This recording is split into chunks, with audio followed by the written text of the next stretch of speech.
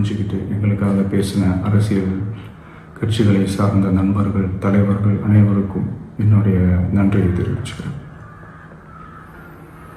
கிட்டத்தட்ட ஒரு 5 மாவட்டத்துக்கு பிரச்சாரத்துக்கு போனோம். இந்த மாதிரி எதுவுமே நடக்கல. ஆனால் கரூரில் மட்டும் ஏன் எப்படி நடக்குது? எப்படி நடக்குது?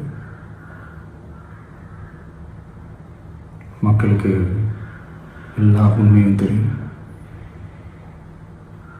மக்கள் எல்லாத்தையும் பார்த்துக்கிட்டு இருக்கிறாங்க. கரூரை சேர்ந்த அந்த மக்கள் அந்த உண்மையெல்லாம் வெளியில் சொல்லும்போது எனக்கு கடவுளே நேரில் வந்து இறங்கி அந்த உண்மைகள்லாம் சொல்கிற மாதிரி எனக்கு தோணுச்சு. சீக்கிரமே எல்லா உண்மைகளும் வெளியில் வரும்.